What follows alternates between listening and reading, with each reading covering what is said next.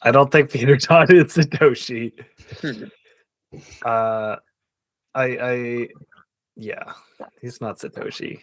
But it is a theory, though, right? It is a theory, a game theory. Bit farms, hurry up and bull.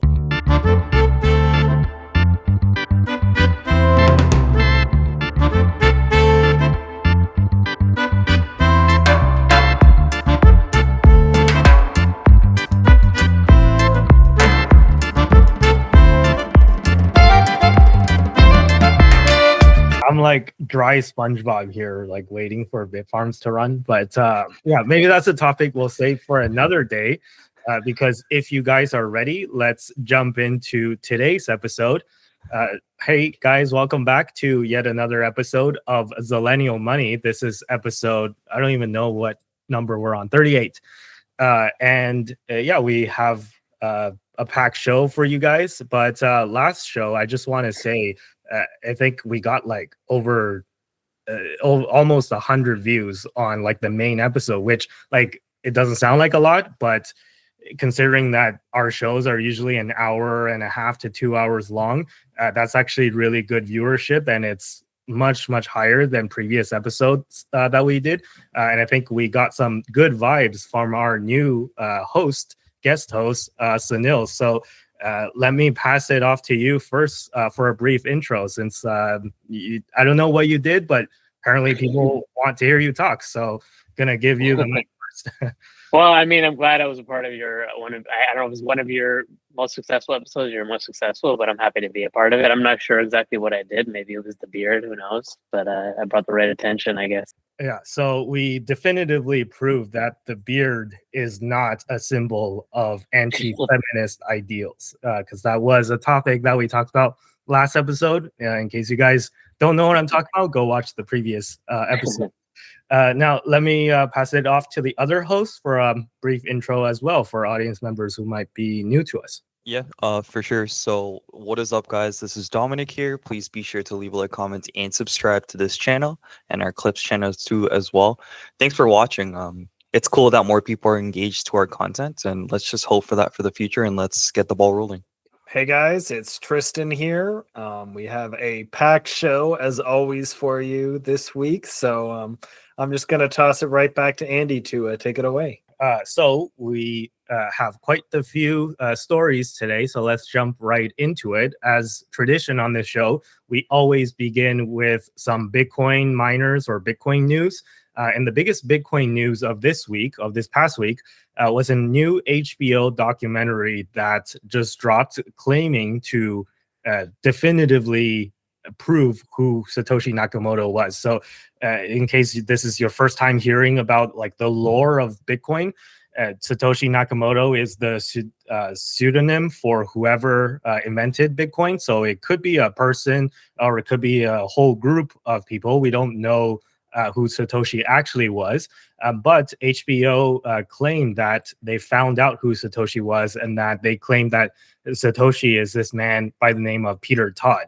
Now, to be honest, he's not someone that I was like super familiar with before this documentary dropped. I've heard of like a short list of other candidates that people have put up as potential candidates for Satoshi over the years, but Peter Todd was not in that short list. And I'm sure there are some people who might agree with it, but in general, I think the Bitcoiner reaction, people who have been in the industry for a long time, they're saying that HBO was totally off. Like, there's no way.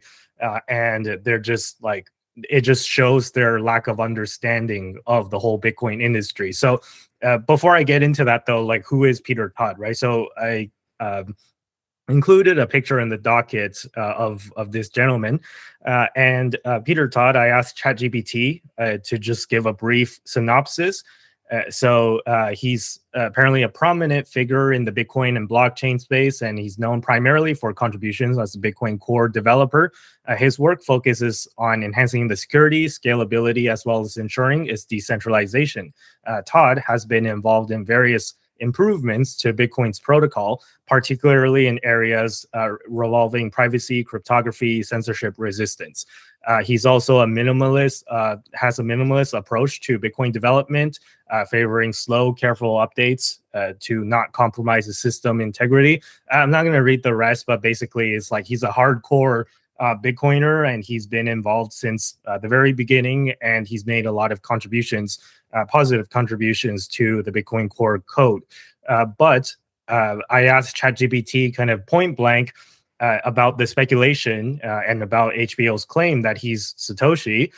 And here's what ChatGPT had to say, right? So ChatGPT said, well, Peter Todd has made significant contributions to Bitcoin, and his expertise in cryptography and deep knowledge of the protocol could qualify him as someone capable of creating something like Bitcoin. Several factors make it unlikely. So first one is timeline and entry into Bitcoin. So Peter Todd became involved in the Bitcoin space only around 2012 to 2013. As we know, the Bitcoin white paper was released in 2009, I believe. And then it didn't really, not that many people knew about it until 2012 and beyond. Todd was not involved in the early development of Bitcoin, and his entrance into the community was a developer looking to improve upon what already existed, not as someone who has been working on it since inception. And number two, his style and communication is totally different than what Satoshi is, or how Satoshi talked when Satoshi posted on forums and stuff. So Peter Todd is known for being direct, outspoken, and at times provocative in his online interactions. If I remember correctly, he at one point criticized Bitcoin at one point. So it's just his style of communication is totally different than what we would expect Satoshi's to be. Number three, technical focus. While Todd has been involved in contributed many improvements into Bitcoin, his technical focus is about enhancing the protocol. Satoshi Nakamoto, on the other hand, demonstrated a unique blend of vision, coding ability, and economic insight. So basically, this paragraph is arguing that Todd is mostly, coming from an engineering and programming side, but Satoshi Nakamoto, we know, embedded a lot of economics and economic principles into Bitcoin. So it doesn't seem like he's the type of guy, like Todd is the type of guy that would have a lot of expertise in that field. Not that he's totally blind to economics, but it's not really in his wheelhouse. So number four, public statement. Peter Todd himself denied being Satoshi Nakamoto. So of course people would say if he was the real Satoshi, he would deny it as well, which is fair, but for what it's worth, he's denied it. He said that if he was Satoshi, he would not have abandoned the project in the way that Satoshi did. So again, this is just his own personal statements. Take from that what you will. And again, number five, I think we already mentioned this, no evidence of his early involvement in the very beginning. The conclusion basically, this is ChatGPT, right? I didn't make this up, and I don't know where ChatGPT got this info from, but according to ChatGPT, it's very unlikely that Peter Todd is Satoshi Nakamoto. So, basically that's the synopsis. I did ask you guys to watch kind of the part of the video where it was where the reporter or the HBO filmmaker was trying to accuse Peter Todd of being Satoshi. And he was just very dismissive of that idea and laughing it off, and basically saying that this is such a ridiculous theory. So I asked you guys to watch that video, so maybe you guys can comment on that video. I don't want to play it because of copyright reasons, but if you just look up it on Twitter and stuff, you can find it. I just wanted to ask you guys, first of all, do you think that there is evidence that Peter Todd is Satoshi? Could he actually be Satoshi? And if not, who do you think was Satoshi? Or do you have a short list of candidates? And number three, do you think it's important for the Bitcoin community to know who Satoshi was, or is it better that we don't find out who Satoshi was? Or is. I'm just going to keep it open-ended and pass it off to you guys, whoever wants to take it. But yeah, basically, it's all circumstantial evidence on both ends. Like even if Peter Todd says, like first of all, I thought this is one part of Peter Todd's explanation I found weird is he said Satoshi abandoned Bitcoin. There is no evidence Satoshi abandoned Bitcoin. First of all, even if he like decided he didn't want to work on it anymore, it's not necessarily abandonment. He disappeared. He could be using his real name now while being involved in Bitcoin. So I just think even Peter Todd's explanation is like, really? I've always liked the Adam Back theory. And then one of the circumstantial pieces of evidence the Adam Back theory is that Satoshi wrote English in like British English or like Canadian English, the way he spells certain words. Peter Todd's Canadian, which is kind of interesting. And then like there's like the general ideas that like Satoshi was a group, not an individual. I mean, I always kind of thought maybe there's a chance that Satoshi started off as an individual and evolved into a group. So like he went, found Adam Back, linked up with Adam Back and Samson Mao. And then these guys kind of like figured out that Peter Todd was Satoshi, or Satoshi told, or Pete told, he like confronted them and said, "Yeah, by the way, I'm Satoshi." And then they're all kind of working together in the background. That's kind of it's not. I have no evidence to back that theory. Of course, this is all circumstantial. So that's kind of my general view on it, where I kind of like the theory because it still connects it to Adam Back, and I've always been like one of the Adam Back is Satoshi backers.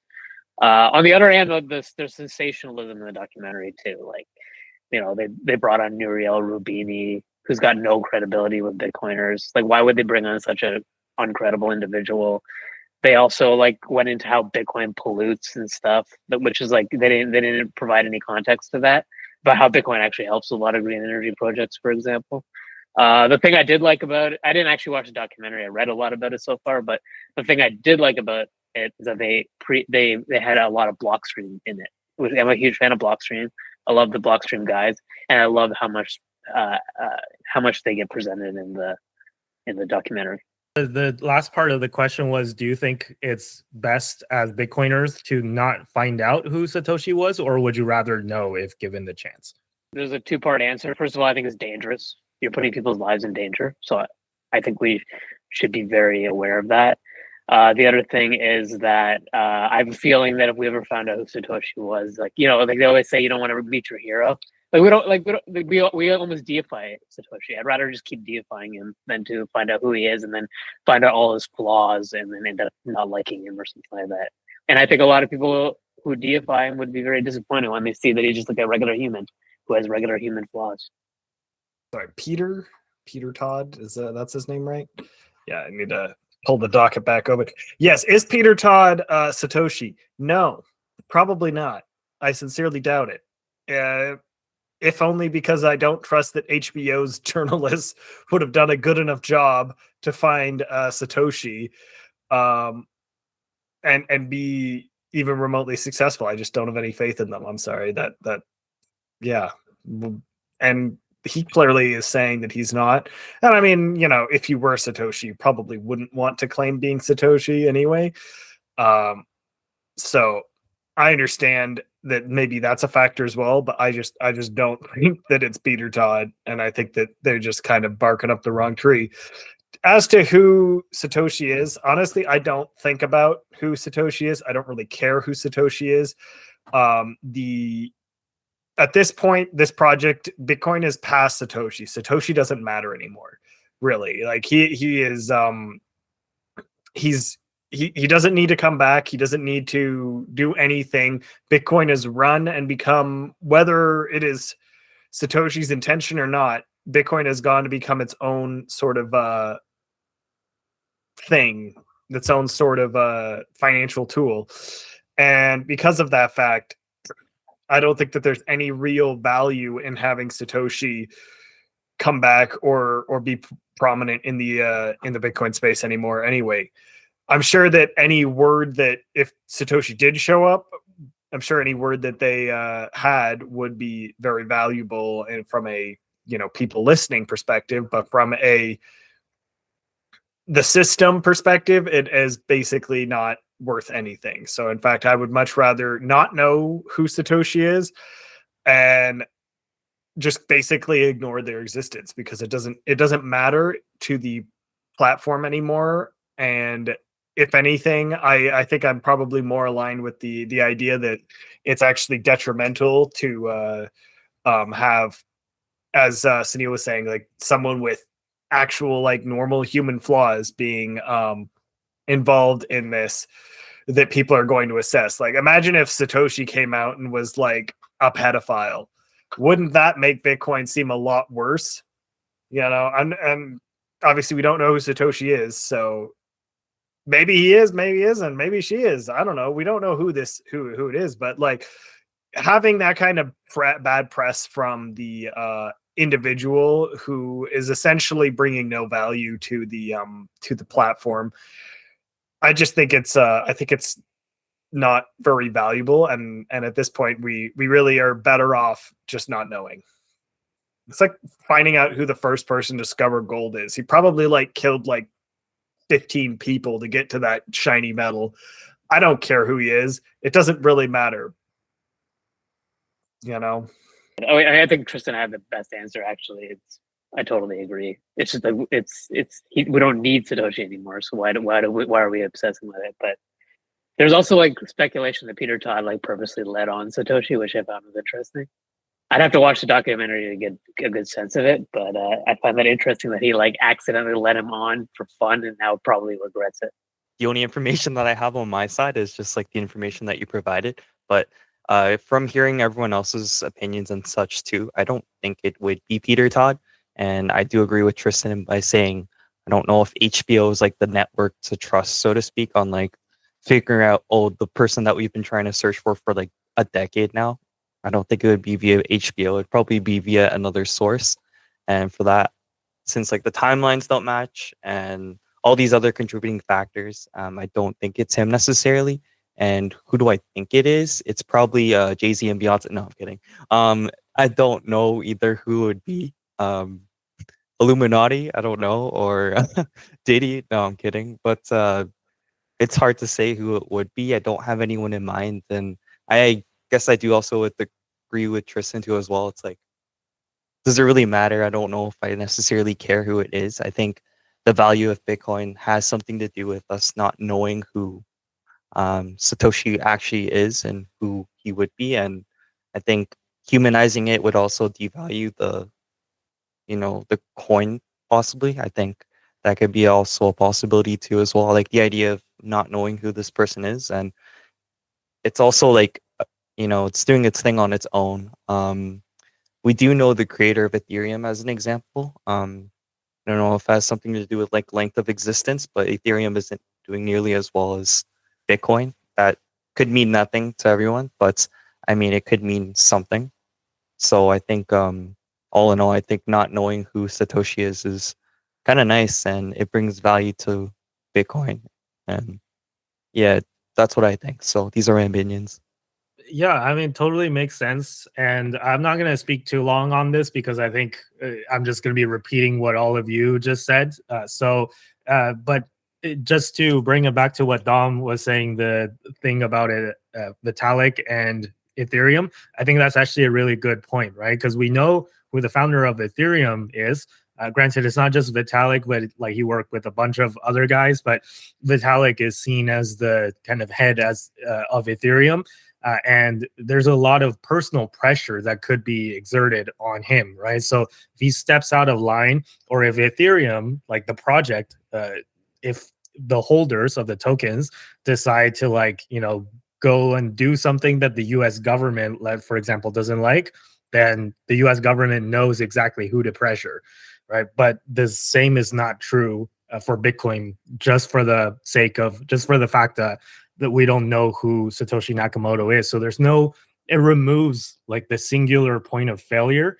And that's, I think, what makes Bitcoin unique. And on that note, of course, I would agree that it's best that we don't know who Satoshi is because, again, it's one of the factors that make Bitcoin unique. So yeah, totally agree with what you guys said as to, my short list of who I think it could be. I think on Polymarket, they were actually predicting that they were going to name an individual by the name of Len Sassman. or Len Sassaman as Satoshi. And what was unique about him was that he studied in London, England, for a while, and maybe that's like the source of like kind of the British style of writing that Satoshi had. And Lin unfortunately also passed away, so that would also explain why Satoshi kind of left the project and never moved his coins and stuff. Is maybe Satoshi was Len, and because he died, then like the coins will never move, right? So I think that could be like a better candidate that people were predicting HBO was going to say, but they didn't name Sassaman for whatever reason. And another candidate is Hal Finney. So if Hal Finney was not Satoshi Nakamoto, he's at least the first person to have confirmed contact with Satoshi Nakamoto, and they exchanged emails. And I believe he was also the recipient of the first ever Bitcoin transaction. So yeah, those are a few candidates, but again, I don't think we'll ever know for sure. And it could be someone else as well, or it could be a whole group of people that these individuals that I just named were involved in, or it's really hard to say. And I don't think that it's valuable for us to determine who it is. In fact, it'll have negative value because of the political pressure factor that I mentioned earlier, right? And it's like Sunil said, never meet your heroes. So anyways, that's it for that segment, unless you guys have anything else to add. If not, we can... One last thing. I hope it's Peter Todd, because I can then say I met Satoshi Nakamoto, because I met Peter Todd this summer. Oh yeah, and you want to like speak briefly about that experience? It was just random. I was at the Canadian Bitcoin conference, and one of my friends I was with is like really into the developer side, so he kind of dragged me up to the small room, and he's like, "There's a guy who's like a famous developer of Bitcoin. You got to go see him." And he like nerded out for like an hour and talked about nerdy stuff. And it was a small little conference hall, so I was like 5 feet away from him the entire time, 5 feet away from Satoshi. And then Satoshi allegedly came off stage, and my friend went to talk to him, and I shook his hand and said, "Thanks for your presentation." So I shook Satoshi's hand and said thanks. I didn't even understand his presentation because it was so technical. But yeah, so that's why I wanted to be him, because then I could say that I met the real Satoshi. You met the GOAT, maybe. Yeah. Well, I hate to break it to you, but the conclusion of our discussion tonight for the past 30 minutes was that you did not meet Satoshi. So I actually agree with the conclusion too. I don't think it's we'll leave that hanging. And on that bombshell, it's time to move on to the second story of tonight, which is Elon and Tucker Carlson. So Elon Musk went on Tucker Carlson's show recently, where they sat for like a whole almost 2 hours, I think, right? Or almost an hour, 48 minutes, discussing various topics, mostly surrounding, the election, but there's also a lot of other topics as well. So I'm not sure if you guys had a chance to watch at least part of the interview. I did watch the whole thing. And, here is a kind of synopsis and time codes of what was talked about. So we don't have time today, unfortunately, to talk about each and every one of these topics. But what I wanted to focus on was perhaps the kind of beginning part, where Elon said he's all in on Donald Trump winning the election, right? So he's put his full support behind Donald Trump. And he says that if Trump loses, this is the last election. So this is one of the most controversial things, I would say, that Elon has said recently, where, he made this claim that if Trump loses, then the Democrats are going to get in, and then they're going to keep on opening the borders and let all these illegal immigrants in, and then the illegal immigrants are going to convert it, like the swing states, into all like one party states, basically. Like imagine California, who's like, has a 70% of people supporting the Democrats, and then the legislature is like over 70% Democrat. So then the Democrats can do whatever they want in California, right? So Elon's argument is that the Democrats want to do the same federally, or at least in the swing states, so that after this election, they're basically guaranteed to win every subsequent election because they're going to convert these swing states into one-party states like California. So that was his argument. But then, a lot of other people, especially like left-leaning people, are saying that, he's just a right-wing conspiracy theorist and he's like full base jumping into the right and he's just making this up and fear-mongering. So I was kind of maybe hoping to get what you guys' opinions are on this particular argument that, the Democrats want to kind of let all these illegal immigrants in so that they can swing the election to their side and become a one-party kind of rule forever. And whether or not do you think that Elon is exaggerating when he says that this is the last election if Trump loses? And what do you think of his active involvement in politics in general, right? Like a lot of people were arguing, especially some Tesla shareholders, not all, but some are saying that, Elon getting involved in politics is bad for the stock and he should just focus on being a CEO, but he's getting super involved in politics now and a lot of people don't like that. So just kind of your comments on Elon's kind of political stances in general. And if you want to talk about other topics that were discussed in the interview, feel free to talk about it as well. I don't know how much of the interview you guys watched, but feel free to take it away. Yeah, no, I guess I'll go first and I'll be more of a short and sweet kind of turn here. But I didn't have the opportunity to watch this interview specifically, but I did have a chance to watch the huge Trump rally, which I feel like we're going to be talking about a bit later, but I'll briefly touch on that. It seems like he was really adamant on, endorsing Trump and believing he's the side of democracy that America sort of deserves. And if it goes to quote unquote, I was raised in a middle class family side. It's just so jokes here. But what I'm trying to say is he's saying that if we go on the side of Kamala, then I guess it's game over for America. And then to touch on what you were saying before about just letting all immigrants in, I could realistically see that possibly happening just because up here in Canada, I think that's already sort of happened before, and it could follow suit down below if things don't turn out the right way, I guess. But yeah, to touch on, I think I've noticed that Elon's been really involved in politics a lot more lately, and although I didn't really watch the interview in itself, I do. I guess I would respect his conviction for what he stands for and his endorsement, and then he did put an emphasis on people voting. I do remember that too as well. But yeah, this is all I can speak on because I personally didn't watch the interview in itself, so that's just my input. With regards to Elon's theory that this will be the last election because of the illegal immigrants coming into the states and shifting the shifting the swing states, I think that the argument has some validity in the short term because I think that there is a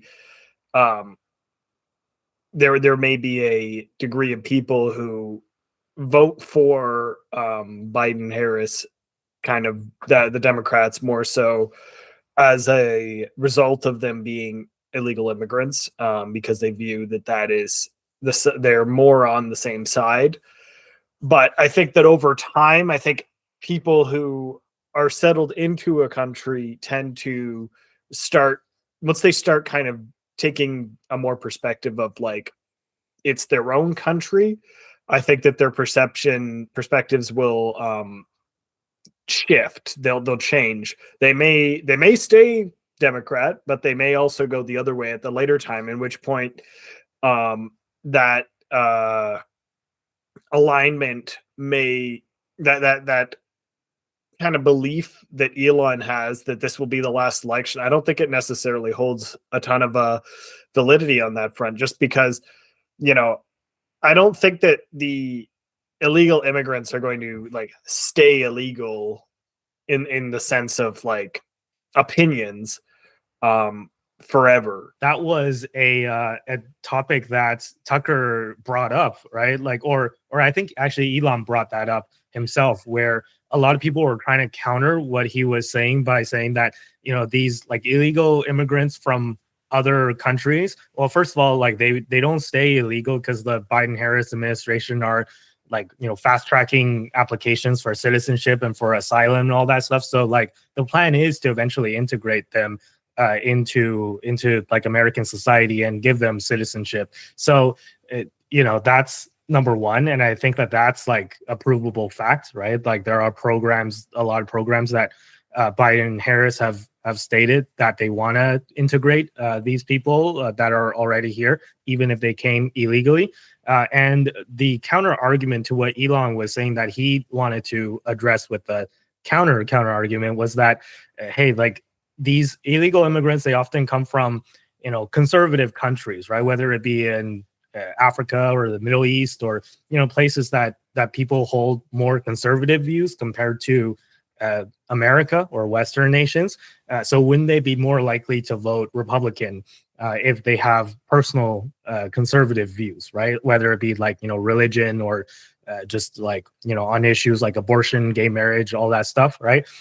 But what Elon had to counter that was the people that are let in, their first priority is to get their family in as well. And they're going to vote for the party that has, you know, more favorable immigration policies in their opinion, which right now is the Democrats, which would be more easily able to like let their extended family members in as well.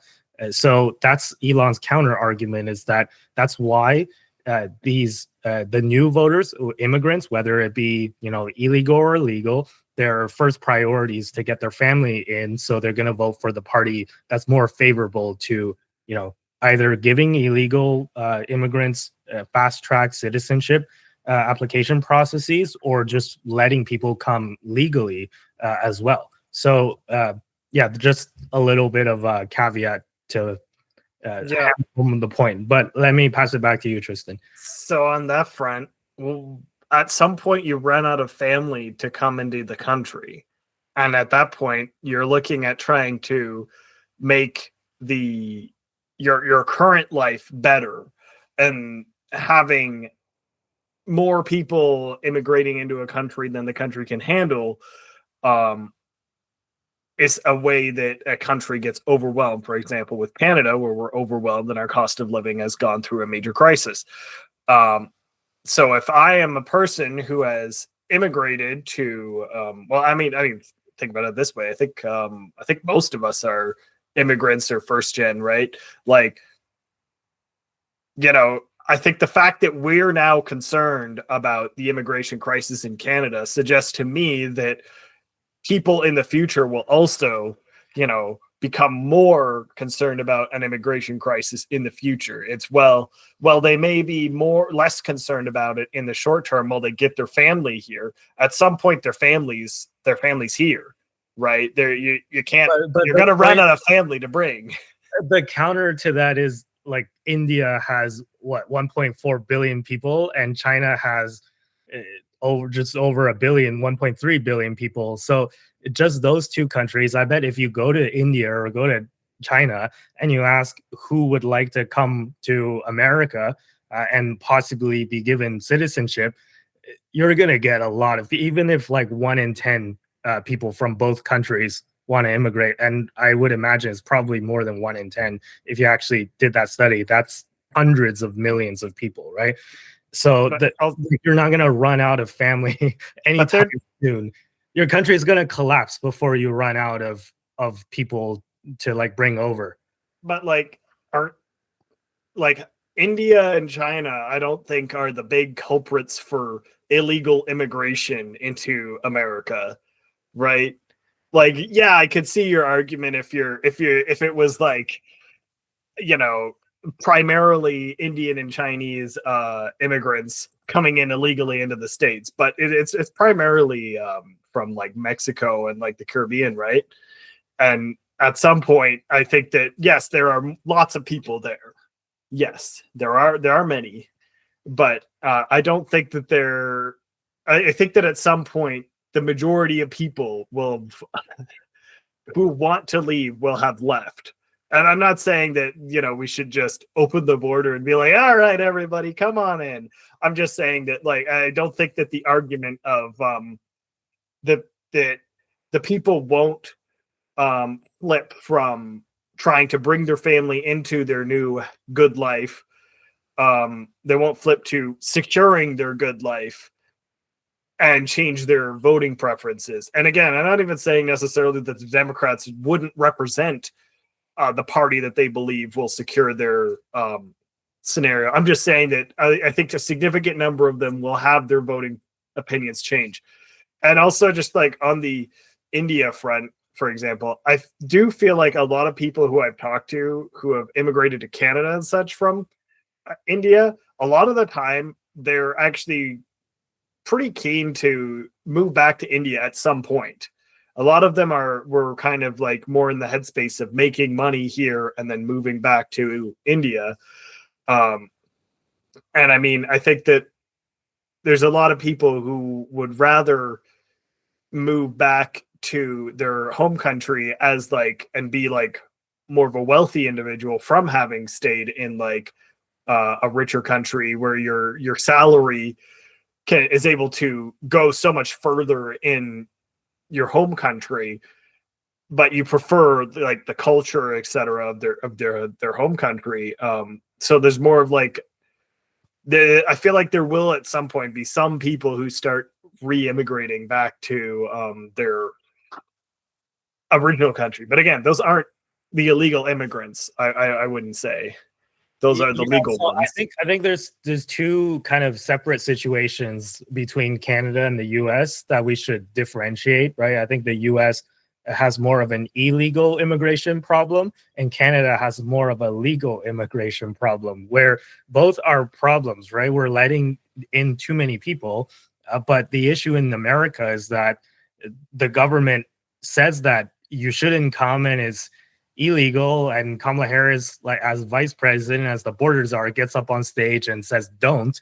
And of course that doesn't work, because like, why would they not come if they've traveled for thousands of miles and got to the border and the vice president said don't come, so I'm not gonna, I changed my mind, I'm going home. Like, that's not gonna, like, that's the US's current way of dealing with the problem, right? In Canada we have a separate issue where I think the government lets people come in legally, but we're letting too many people in. But we'll leave Canada for aside for a second, because I think like we're talking about Elon and America today. On what you said about people getting settled and maybe transitioning to like voting more Republican or more right wing once they're settled down, I can see how that argument could make sense. But the issue is that I feel like this problem's getting so out of hand already, and it's not going to happen. That transition is not going to happen fast enough before your country's like services just collapse under the weight of letting millions and millions of people cross the border illegally, right? So that's number one. And number two is that what you said about people maybe immigrating or re-migrating back home once they've established and like made some money and stuff like that. Well, the issue is that, not an issue, but it's an issue depending on how you look at it. But one potential caveat to that is in countries like Canada and America, you have birthright citizenship, right? Meaning that even if you're here illegally, if your kid was born in said country, in this case, America, then they're automatically given American citizenship, even if the parents were here illegally. So once people get settled down, they have kids, then their kids are automatically American citizens. So they have roots in America now. So it's not like that easy to just re-migrate back home, right? So I think those are a couple of important points that we need to point out. And as to what I think, since I'm already on this topic, I do think that maybe like Elon's words are a little bit sensationist, right? Like, it's, if Trump loses, this is the last election. Maybe that's true, but I don't think it's particularly helpful to go like because it sounds radical and sounds sensationalist, even if you want to make the argument that it's not. But what I think he means, like if you actually listen to him explain, I do think there's a lot of validity in what he's saying, right? This border issue, which has gotten worse under the Biden administration, Biden and Harris, I do believe that this will be an existential threat. If not, it's already an existential threat to America. And what I think they're doing is exactly what Elon is saying, right? They've looked at the polls and they've looked at the demographics of how people vote, and you guys can look up the statistics if you don't believe me, but most new immigrants tend to vote left, right? So that is a fact. We can debate as to exactly what the reason is, but if Elon is right about them trying to also bring their family in, so they're voting left, or they're just more progressive in general, like I don't know, but for whatever reason that is the case. So given that, if America lets in a bunch of illegal immigrants on this score of like millions and millions per year, and then they also give out these programs that fast track citizenship application processes, then yeah, I think that what Elon is saying is not unreasonable, right? Like especially if they bust the people, or they settle the illegal immigrants in the swing states, where it's all these like states that are very key on deciding who wins each election.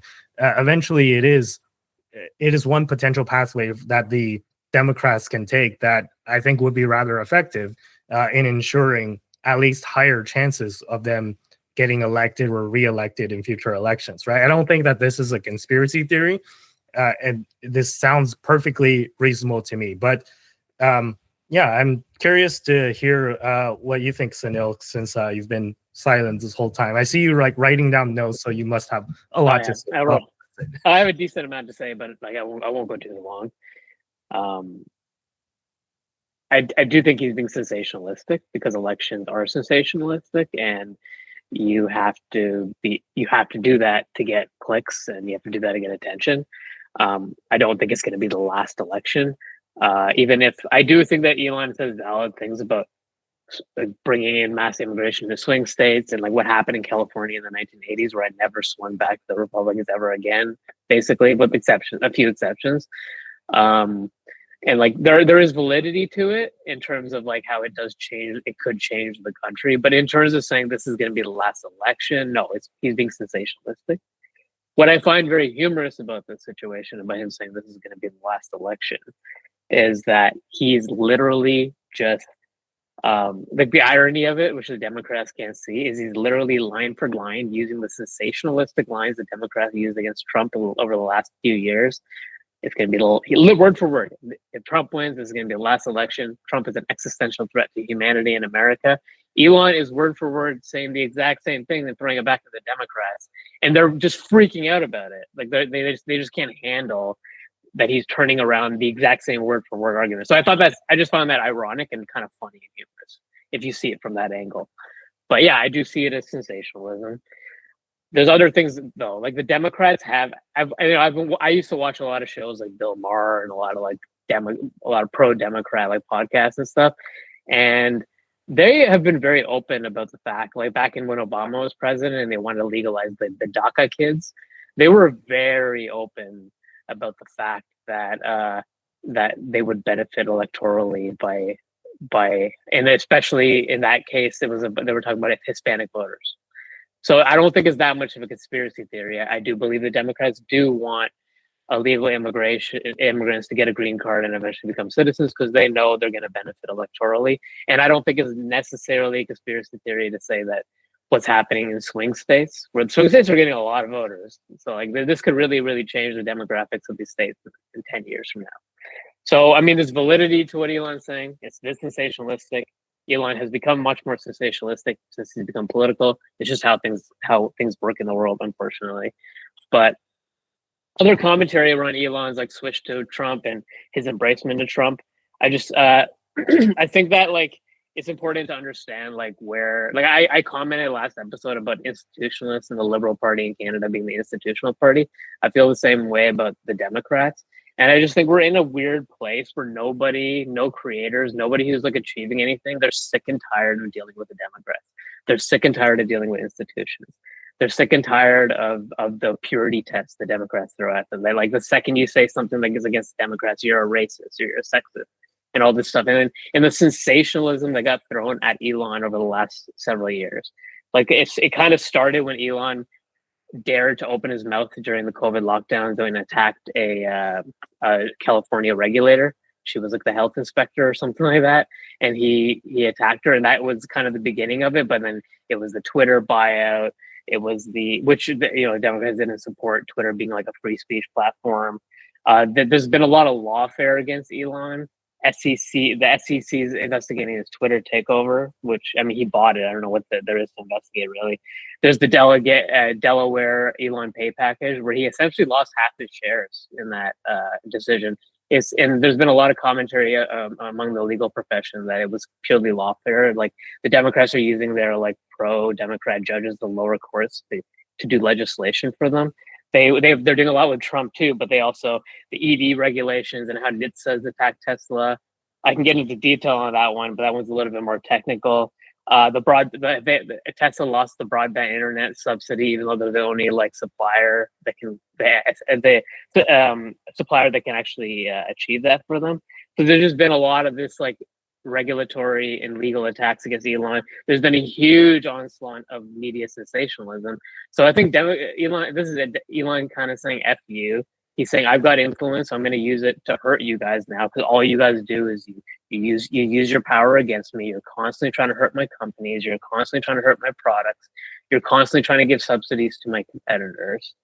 So I just think that he's kind of firing like a warning shot at the Democrats, where he's like, "If you guys want to mess with me, I'll show you my influence. I'll show you that I can even like make Trump an attractive candidate, and I'll show you what happens when people mess with Elon." And I think that's kind of Elon's style. I just think he's like that. He doesn't like when people mess with him. He punches back, and he is punching back at the Democratic Party and the media, who've been going crazy against Elon for like such a long time. But even people like I've talked to people who were like believed in a lot of the sensationalism, and now they're kind of like, Jesus Christ, like this is never ending with this guy. Like, and every time you fact check any media sensationalism on Elon, it's like always out of context. It's always ridiculous. So in the end, like, I think that Elon's just showing the people, I've got Twitter, I've got a media asset now. I can show you the same sensationalism, and I can literally use word for word the lines that the Democratic Party uses against Trump and use it against them and be more effective at it. So that's kind of just a few points I had about it.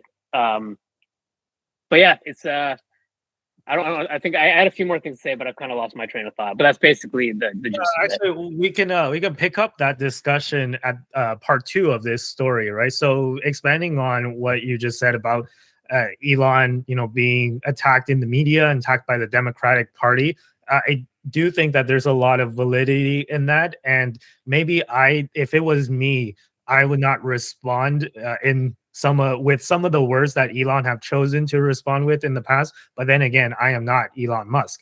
But let me just kind of give a few examples of why I think Elon he's not pulling this out of nowhere. Like the attacks on him are real. This is an article from Quartz Tech and Innovation, which was written right after Hurricane Helene. And the headline of this, like, you don't even have to read the article itself, but like, I know most people just read the headline anyways, but if you just read the headline, look at what this headline says. Donald Trump and Elon Musk are trying to take credit for Starlink's response to Hurricane Helene.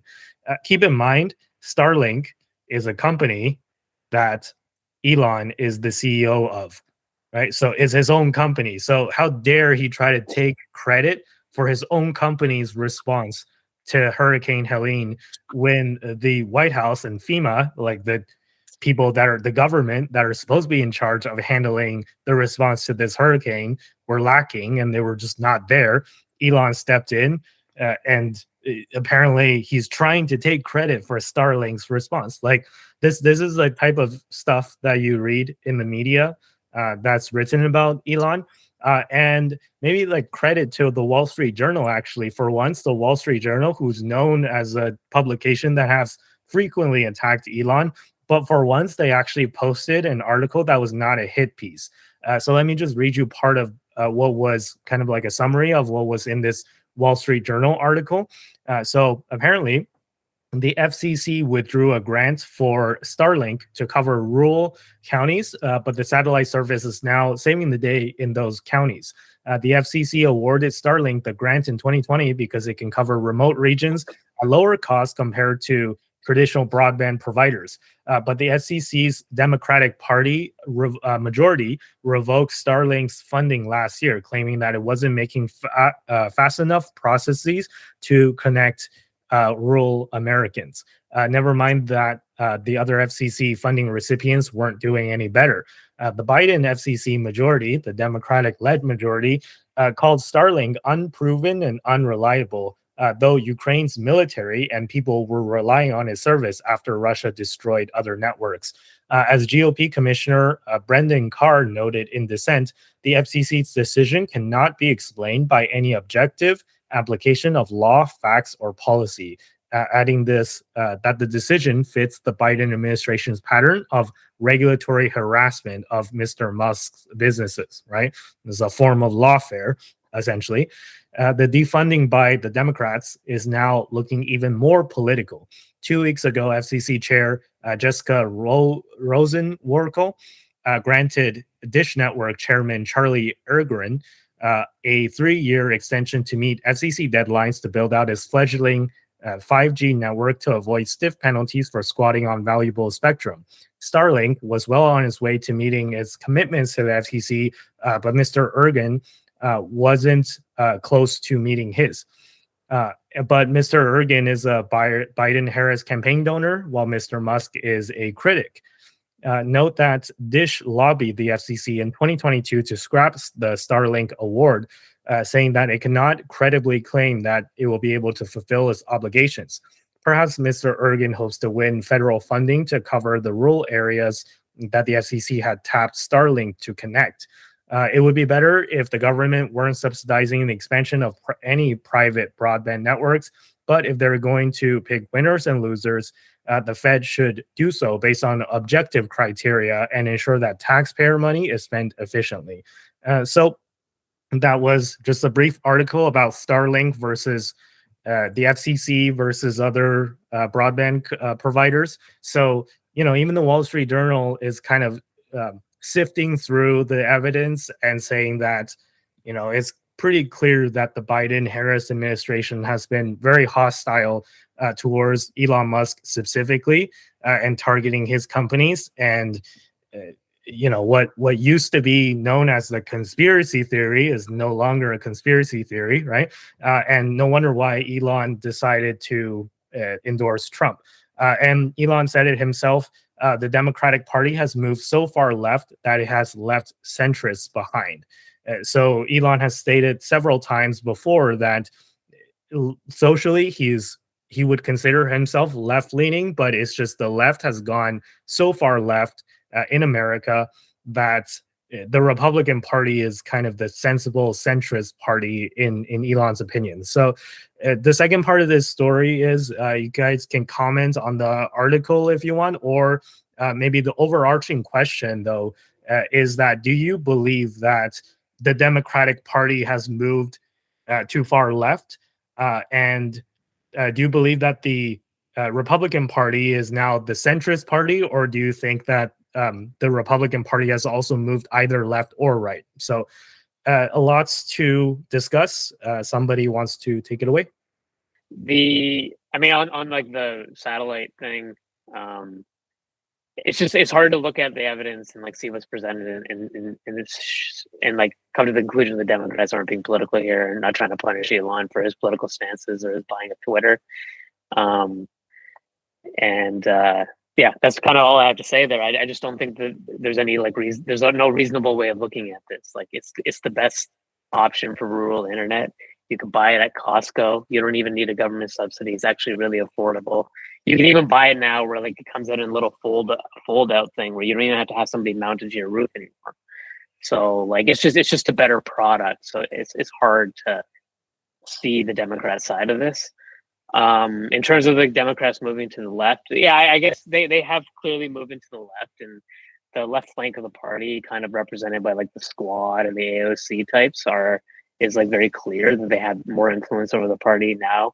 And those also happen to be like the Bernie side of the party also happens to be like the pro-union side, which is I think one of the main motivating factors to why Elon is being attacked. But I also think it's like a major motivating factor to why like the tech industry has been attacked. Because like the issues, the tech industry has always been a part of the Democratic Party, and they're kind of center left libertarians, and they just don't actually have like political viewpoints that like work with like the far left. Because like a lot of what they're doing is like automation and things that threaten jobs, and guys like Elon are competing with unionized car companies, and so I just think that that's actually one of the motivating factors for why the Democratic Party like turned on Elon. And I think when you see like how the tech industries reacted to it, you're seeing a lot of these, let's call them centrist Democrats moving over. Like it's not just Elon, it's all of Silicon Valley, actually. There's like a Luddite factor here where the Democrats, as they've moved further left, they've kind of become Luddites and they've become very anti-technology. I think that like the Democrats are wrong about a lot of like really pressing topics on technology, like Bitcoin, AI development, which they want to like lock down and regulate. There's like Elon and Tesla. There's free speech and Twitter. It's just they're moving away from the left and they're moving to the extreme the extreme left on issues where they were usually the champions of. Like they used to be the champions of technology, the champions of free speech. So obviously, it's going to start having an impact on the more centrist people of the party, like such as myself. And that's kind of how I see it. Is that it's not Elon is just like the pack leader, but it's actually like a huge percentage of Silicon Valley that's switching. Yeah, no, I totally agree with what you said. And maybe I'll pass the mic to Tristan next, because me and Tristan, we have talked about this issue in the past where the Dems have moved very far left. I think we agree on that. But I think last time we spoke, Tristan, it was your opinion that both parties are moving to their respective extremes. And so I think you were saying how you think that the Dems have moved further to the left, but you also think that in a lot of ways the Republicans have moved further to the right, which I disagreed with you on that. So, but before I talked about my points as to why I believe the Republicans have actually moved closer to the center. Is that still your opinion that both parties have moved to their respective extremes, or do you think that the Republicans have moved further to the center, or do you even agree that the Democrats have moved further left? So I'll start by saying that I think that the Democrats have moved further to the left. But that being said, I don't think that they've moved so far to the left that they're extremely like different from like other countries' left-leaning parties. For example, like if I were to compare them to Canada, I feel like they're not super far off of like the Liberals at this point, because in my opinion, prior to their recent movement towards the left, they were probably further right than the Liberals, with the more recent moves being a move towards where the Liberals are. And by that, I mean, I just want to clarify, because I also think the Liberals have been moving to the left as well, which is a little bit, so maybe I should clarify that I think they've moved more towards where the Liberals were around the beginning of Trudeau's taking power, rather than where the Liberals are now, because I would say the Liberals have had an additional move to the left since then. So I think that they are still less left than the Liberals, but further left than their original location, if that makes sense. And with that in mind, the Republicans have been in they're in a weird spot, because I feel like on some issues they've moved further to the left, but then on other issues I feel like they've kind of stayed fairly consistent. So it's difficult to say, because with the Trump factor, I feel like Trump makes them harder to quantify where they're actually located, because like usually, for example, like issues like gun control, etc., I would say that the Republicans are pretty consistently like anti-gun control, pro, gun ownership, right? I feel like the Trump factor on that one is such that it's not really as big an issue, which means that the coverage on it and whether or not they've moved further to the right or the left on it makes it really hard to gauge for myself where the Republicans are. I don't think that they've moved into a centrist position. I think that's one big thing that I want to specify. I think the bigger issue is that the centrists are in a weird spot because they're stuck between a Democratic Party that's getting a little bit too left for them and a Republican Party that's kind of a bit of a question mark, right? And I think on that front, that's kind of like, I feel like Trump himself tends to be more left-leaning on stuff like abortion than a lot of the previous Republicans have been, as in it's not an outright ban, but it's for the states to decide, whatever, which I think in the past that has been a clear thing where the Republicans have been like, abortion ban, good, that would be good. We are for that. So it's tough for me to gauge them at this point. And I don't think that I would say that they've moved significantly to the left if they've moved at all. And maybe I think on some policies they have moved to the left. On some policies, I would say that they've kind of stayed the same, which I guess would suggest that they've moved slightly to the left. At the end of the day, though, I don't think that they are the party of the centrists at this point. I think that the party of the centrists doesn't exist. It's just pick your poison. Do you want a party that is too left for you or a party that is probably still too right for you? And I think on that front, like if I were to go to the States and try to vote in an election right now, the Republicans would be too right for me and the Democrats probably still too left for me. So I'm in a weird spot where where I would be uncomfortable voting for either side, right? Because neither side is really representing what I would be valuing. Both sides would have some things that I agree with and some things that I disagree with. And on that front, I think the kind of the perception that Elon has given that the Republicans is now the centrist party, I don't think that they're the centrist party. I think that they've had less movement, and so they feel like they're more consistent.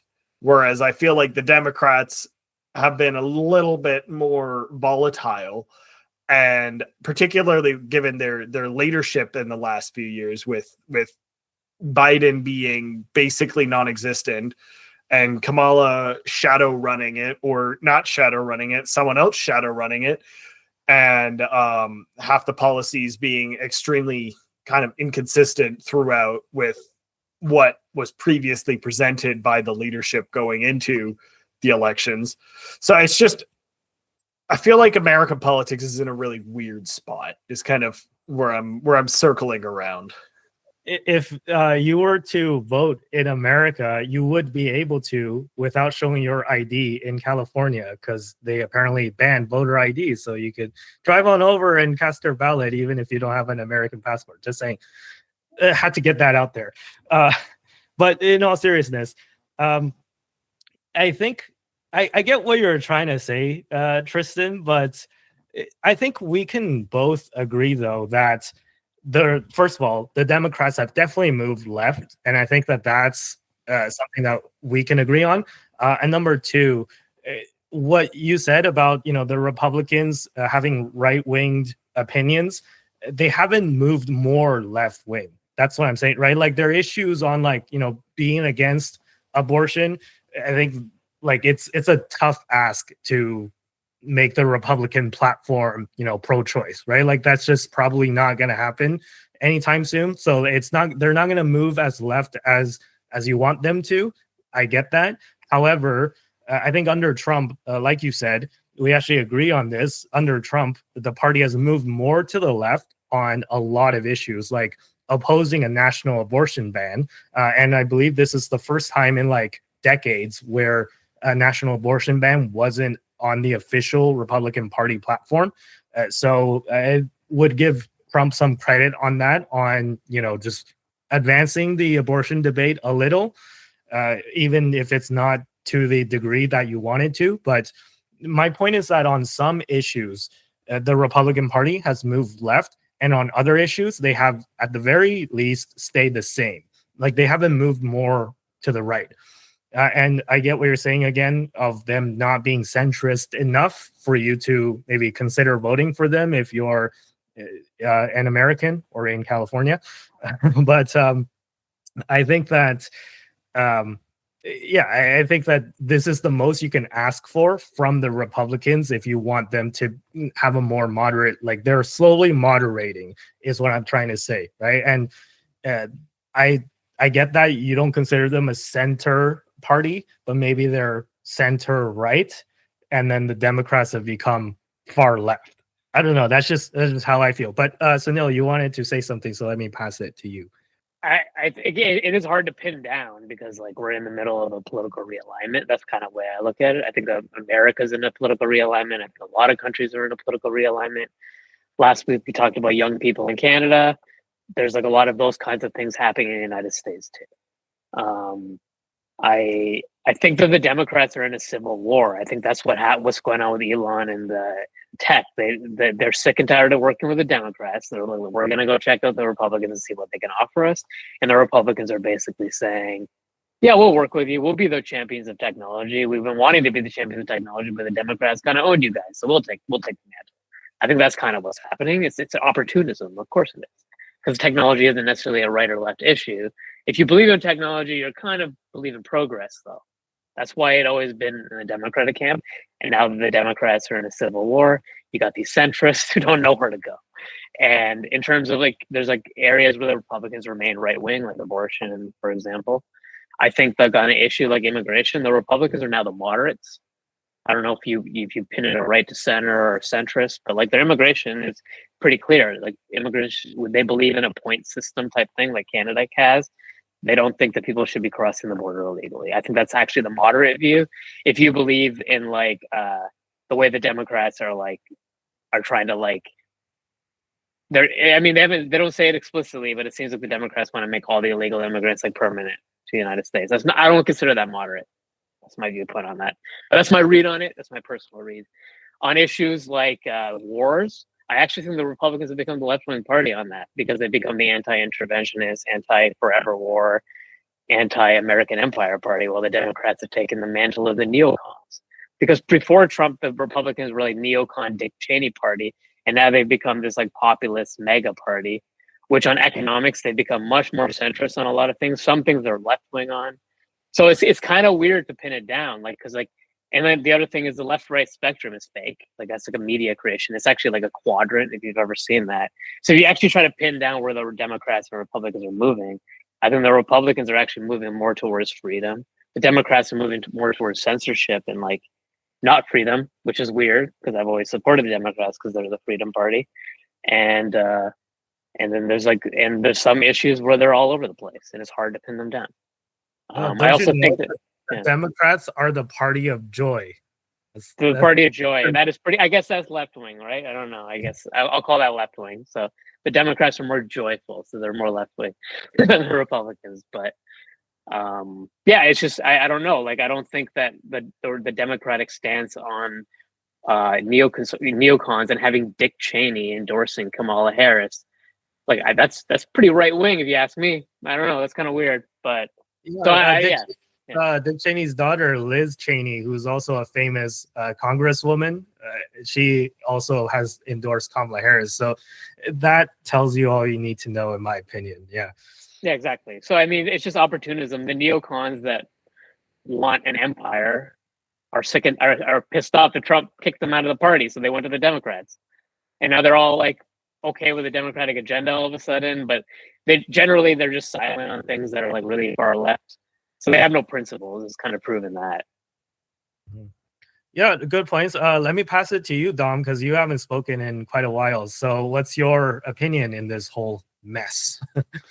Yeah, well, when I answered this like quite well, but I know that so for said example, like I guess you would consider Elon as a centrist, and then what Sunil was saying, people are just like finding the opportunities to where it would benefit themselves. I feel like that's like the main choice maker in like this matter. So like since the Dems have been bombarding Elon quite a bit with like all of his companies and whatnot, then of course he would vote for Donald Trump, and then that would be the move, right? Of course. And I think I was watching, I don't know how I got there, but I was watching an All In podcast with Mark Cuban, and he was like endorsing Kamala, and he was like pretty adamant on that. And I don't even know if it was for the reasons of politics in general. It was just more so his beef with Donald Trump, and I felt like he was just endorsing Kamala strictly because like he does not have a good relationship with Donald Trump. So like on a political spectrum, I don't even know if their votes are for like policies or whatnot. Maybe it's just like if they just simply like the person or not and such. But to answer your question, if things are getting more left and right's getting more centrist, I think I'd have to look more into the policies because I don't really follow politics too much. But I've just noticed these things. So kind of like to piggyback on what Sunil was saying. Yeah, and you brought up a good point there with Mark Cuban All In interview. We could spend the whole episode talking about that, but we won't just because it's going to take too long. But yeah, I do think that he's very personally biased because he has a personal beef with Donald Trump, and it's kind of clouding his judgment. And same thing with Anthony Scaramucci, which is someone that I also follow on X. I don't know if you guys know who he is, but he was the shortest serving ever White House press secretary. I think he was there for like a week and then he was fired. And because of that, he has a beef against Donald Trump, and he's fully jumped into the Kamala Harris campaign rallies and like trying to make sure and trying to promote Harris, and saying that you should all go vote for Harris because Trump is the worst, blah, blah, blah, right?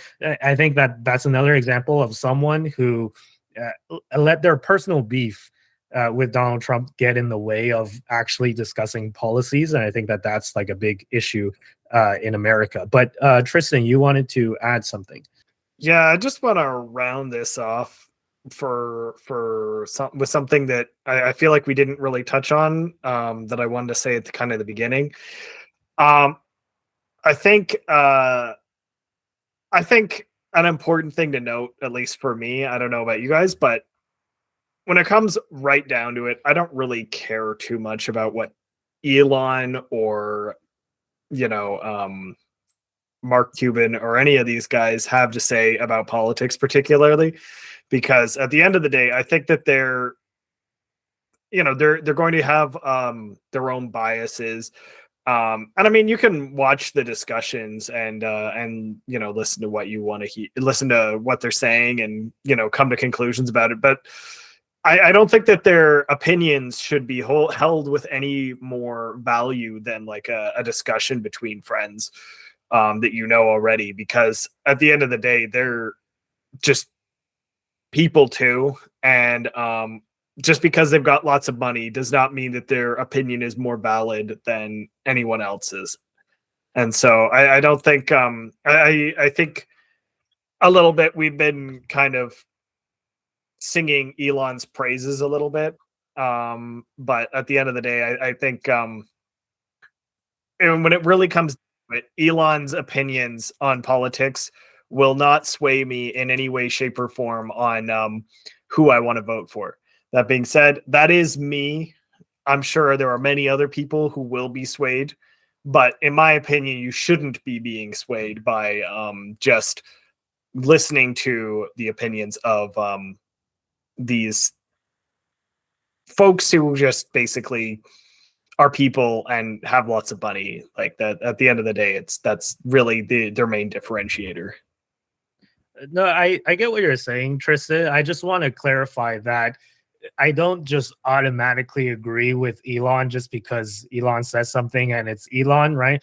I would like to think, maybe people would disagree with this, maybe you would disagree with this, but I would like to think that I do evaluate people's claims with a fair amount of objectivism.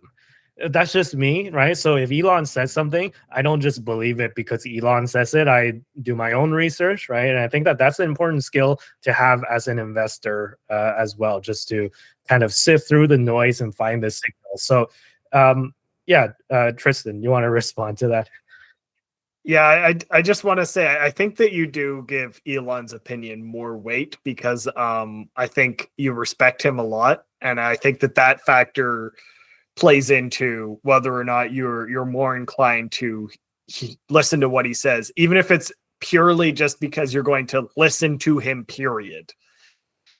If that makes sense. Yeah, no, I mean, that's fair. But let me just defend myself for a bit, and then I'll pass it to someone else who wants to speak. But I just think that given Elon's track record at him, like, making all of these big companies like SpaceX and Tesla and making decisions and evaluating situations, tough situations where if he makes a wrong decision, then he could go bankrupt or even like people could die, right? Because he's building rockets and like the rockets could blow up if he's not designing them properly and not like running the company properly. I know he's probably not like on the factory floor drawing on the blueprints himself, but I mean, he could be, but I just think like as a CEO of a space company and as like of an autonomous driving company too, he's making decisions that are very consequential, that affects a lot of people, and has a proven track record of being able to evaluate situations objectively and make good decisions. So if I'm giving Elon's words more kind of credence and more respect and putting it on a higher kind of pedestal than compared to everyone else's opinions, I think that's like a major reason why I'm doing that, right? Again, I'm not like doing that just because I like Elon personally. I'm just doing that because like it's someone that has a proven track record. So this is just like the same as an investor, right? Like you would rather invest your money with like a Peter Lynch, who's like, the runner of the Medallion Fund, who's like one of the, I think the most highest performing hedge fund ever, right? So like if someone like Peter Lynch, who has that record of investing, like you give his words more credence when he says something, because it's like, if you're right about one thing, like what else are you right about, right? So maybe you can argue that like Elon's a company like maker, he's an entrepreneur, his expertise in business, maybe like his words on politics don't mean as much, right? But as I've like proven with like my Polymarket bet that we talked about the other week, same thing with me, right? Like if Andy is so smart at like investing and betting, like what else is he right about, right? Again, I'm just saying, I gotta brag a little. Sorry about that. Sunil, your turn. Yeah, I guess just to comment on that, I mean, like, you should always vote for your principles, and you should never listen to like another person, even if they're Elon Musk. But when it comes down to it, he's got a lot of weight. Elon has a lot of insight. He's a smart guy. He makes a lot of good points. Even sometimes he does it in like a sensationalistic way, but then there's always some substance behind it. That's why sometimes Twitter doesn't serve him well, because he doesn't get to add that context. But yeah, I mean, like, the guy's got a lot of insights. He gets to meet a lot of powerful politicians. I think his opinion has a lot of weight because he's basically like, in many ways, exposing politicians for who they are, which is they have no principles. Like I don't know if you saw that CNN clip I think it was on Monday, but Ro Khanna and Kara Swisher were on, and it was basically an admission that like they messed up with Elon, and they should have given him more credit for EVs, and they should have invited him to the EV summit. And the only reason they didn't invite him because the unions didn't allow it. And it's like the Biden administration does what the unions tell them to do. And I just think that like Elon is this like signal in the news cycle that like tells you a lot about what's happening around him and what's happening around the industries and what's happening in technology. And he gets to kind of lead the technology world and stuff. So I think that's really what it comes down to, is that Elon has a lot of weight for a reason. But 100% agree with Tristan. You should not be voting for the people your hero tells you to vote for if you don't share the same principles. I did read about that clip of like Ro Khanna and I think Kara Swisher, you said, was the other person who said the stuff about, you know, like the Biden administration railroading, sidelining Elon. And yeah, I kind of actually feel bad for Ro Khanna because I know he's one of the more moderates Democrats out there, and he's actually very pro crypto as well. So yeah, I feel like the Democratic Party has been hijacked by a more left wing, call it, you know, the squad type Democrats, or just, you know, more left leaning Democrats in general. And Kamala Harris herself was rated the most left leaning senator when she was this out of 100 senators when she was the senator from California, right? So I just feel like the leadership at the top of the Democratic Party, first of all, they've become corrupt, and second of all, they've adopted a lot of alt-left policies that I think that is going to lead the country into a bad spot, if not already, right? Like given the past few years we've seen of the Biden administration, again, like we talked about this earlier, is it really Biden in charge, or is it just like a shadow cabinet of White House staffers, right?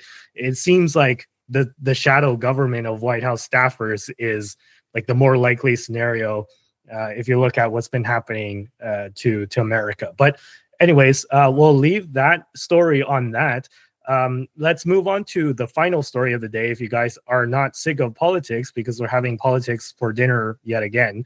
The final story is also about politics, but from maybe a different angle, right? So I want to talk about Polymarket versus polls. So if you go on Polymarket right now, or I went on it last night, but it might have changed a little since I took this screenshot. But it's roughly the same, I think, where Donald Trump is leading around 55% to Kamala Harris at around 45%.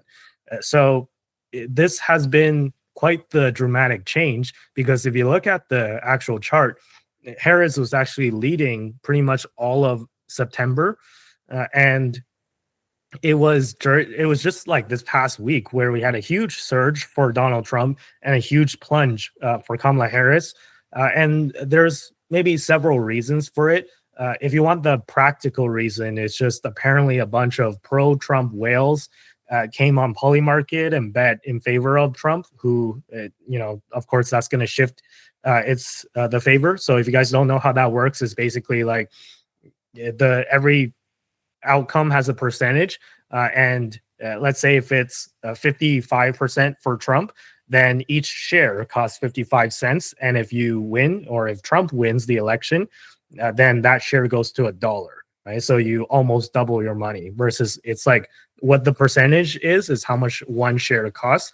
And if that outcome becomes true, then it goes to $1, right? So it goes to 100% essentially, right? So 54 cents, 54 percent is what is showing here on this graph of Polymarket odds.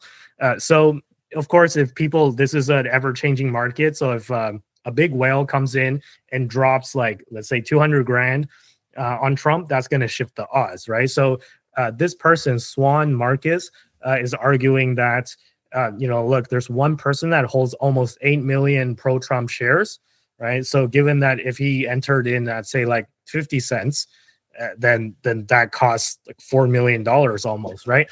I don't know what his average cost was for those shares, but there's one dude that holds almost, you know, $4 million worth of pro-Trump shares. And then there's another, the same guy also has 600 grand on Trump winning the popular vote, and 200 grand on him winning Michigan. So there's a big whale, obviously, that's heavily betting in favor of Trump. But, you know, the counter argument is that, you know, this is from Nick Carter, who's, I'm sure a lot of you know Nick Carter. He's a pretty famous guy in the crypto industry, but he's lately gotten some flack for posting about politics as well. But what he was saying was, you know, look, market participants, they stand to lose a lot of money if they're wrong. So there's a huge motivation, and there's a huge motive to price info inaccurately. So people wouldn't bet, like this person who bet like $4 million on Trump, he would not be doing that if he didn't actually think that Trump was going to win, because like if he's wrong, then he loses $4 million, right? And if you think that the market is mispriced, literally you can just bet the opposite of that. And if you say that you have superior knowledge, then you'll make a huge profit from it, right? Because the market is wrong. And there's nothing stopping you from betting the other way if you think that you have an edge. So that's the whole like kind of argument, counter argument. So that's part one. And let me just briefly go through part two, which I think is quick, and you guys can comment on it, and I'll pass the mic off to someone else. But yeah, part two is basically like examining the reason why Trump could be ahead, or why he surged ahead. Like what's with that huge plunge from Kamala Harris, and what's with that huge like subsequent surge from Donald Trump. Well, several things happened, right? So number one, Trump returned to Butler, Pennsylvania for a rally. And you can see a beautiful photo of Elon Musk, who also showed up at that rally. It's like bringing your autistic son to work. So we got that photo. And then, but that was a huge morale booster, right? Elon's been very kind of boisterous in his support of Donald Trump, and we just spent the last, like, I don't know, half an hour talking about that. So him showing up was definitely a big deal, and there was that. So Trump gained some popularity there. And then there was also a 60 Minutes interview on CBS with Kamala Harris, which was, let's just say, not well received, at least from what I've seen. So a lot of people that I would consider maybe even slightly left-leaning were saying that this was not a good interview for Kamala Harris. Like, she rambled on and on. You know, the word salad thing, right? That's the term that's been tossed around a lot when describing the way that Kamala Harris speaks, is word salad. She didn't answer the questions, and credit to CBS for actually kind of drilling down to trying to get her to answer the actual question. So, like, I'm not sure if you guys seen part of the interview, at least, or clips of it, but at a lot of points, the interviewer was like, hey, I asked you this question, and then she rambles on, and then the interviewer brings it back. It's like, but you didn't answer the question. Can you please answer this question? Right? So there was multiple moments like that during the 60 Minutes interview. So maybe people didn't like this interview, and that was part of the reason why her odds plunged on Polymarket. And lastly, I didn't have time to include this in the docket, but there was a video from the All In Summit where Peter Thiel, who's the co-founder of Palantir and PayPal, spoke at the All In Summit, where Peter Thiel said that his prediction is that it's not the final result for the election. It's not even going to be close. Once you get closer to the election, one side is going to absolutely collapse, and the other side is going to win by quite the landslide. So that's his prediction. And, you know, judging from Polymarket odds, it's kind of, it's playing out, right? Like, there's one side that's collapsing, at least on Polymarket. And if you look at the polls still put Harris and Trump kind of neck and neck in battleground states. And Harris is still ahead by a couple percent nationally. But yeah, again, we can discuss like polls versus Polymarket. So that's actually one question that I want to ask you guys. Which do you believe more, Polymarket or just betting markets in general, or polls? And what did you think of anything else we talked about? Like, do you think that there was some type of catalyst that led Kamala Harris's Polymarket odds to drop so rapidly? Or do you think that it's just, you know, like the Swan Marcus guy said, is like whales manipulating the market, or just, yeah, anything on that front? So feel free to take it away. I think everyone's like memeing on social media how I'd answer a question if I was Kamala Harris. And people are like, well, I was born in the middle class. Like, after they answer a question, that, like, she'll say that, and it has nothing to do with like the actual question itself. That's like memeing on the internet right now. I think that's like a testament of how Um, as of current time, she's doing in terms of like what people think of her and like how she's answering questions versus Donald Trump. I think getting Elon's endorsement is like kind of a good look for him. Like it, and then the supports of like many other people as well. So I guess in current time, it's the direction of sort of which they are in right now, where like Trump's kind of like a little upper, and then like Kamala is like a little downer. So that's definitely that for sure. And to answer your other question, like Polymarket versus polls, I think I invest into the S&P 500. Like pat on my back for myself. Like it's doing really well lately. I'm like happy about that. Sorry to miners there, but I think the polls, since it's a traditionalist system, would probably be a little more accurate. But not to say that Polymarket wouldn't be also accurate too as well. But I also do agree with what that one guy said. No one would, bet a lot of money on, Trump if they didn't know they were gonna win for sure. So like in terms of like swaying it for like their bias wants, I don't know. I think conviction speaks for itself. So I mean, who knows what happens in the election coming soon, but I think Polymarket's still a relatively fair source to compare. So Yeah, that was Dominic's point about the middle class meme is hilarious because it's so true. Like I've even seen Democrats share it. So like it's the wrong meme to be trending like a month before the election because it just makes you look. It's just the meme is saying that she's inauthentic. So not great for her. It's not a good look. The Elon factor and the morale for sure. Like really, it was timed right when things shifted. And then just like Kamala had a reasonably timed honeymoon from mid-August all the way through. The media gave her amazing coverage. She's the smart candidate, and she like had a better debate and this kind of stuff. The way the media covered her, like that was really helpful for her in the polls, especially for like voters that weren't necessarily closely paying attention. But like she was also like, it's known that she was like avoiding interviews. Like they basically admitted she was avoiding interviews. Mark Cuban said it straight up in his interview, and a lot of people watched that. The Cuban interview and a lot of the other like Mark Cuban type individuals who are vouching for her are basically clearly telling the media that what Kamala says about like economics and taxation, she says in totally different conversations with us when we're behind closed doors. Again, like when Mark Cuban does that, he thinks he's helping Kamala, but he's actually making her look bad because he's saying, "Oh, she's lying to the media." When she talks to me, she's pro-business. So like the Democrats don't have a strong, cohesive message here, and I think it's starting to show. And then just like Kamala, when they actually put her in front of the camera, she's not good at interviews. She doesn't have a lot of experience, I guess, in that realm. Like she might be a very smart person. She's a lawyer. She's a district attorney. Like, but interviews aren't her strong point. And yeah, and she just comes across as unprepared. And like there was the moment where they said like differentiate yourself from Biden, and she chose not to.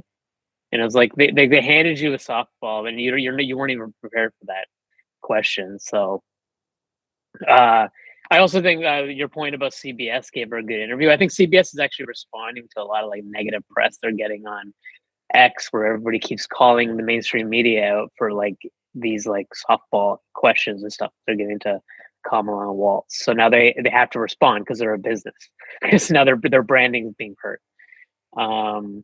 In terms of polls versus Polymarket, like in past elections, I never really paid attention to the betting markets. I never really understood why betting markets would be better than polls.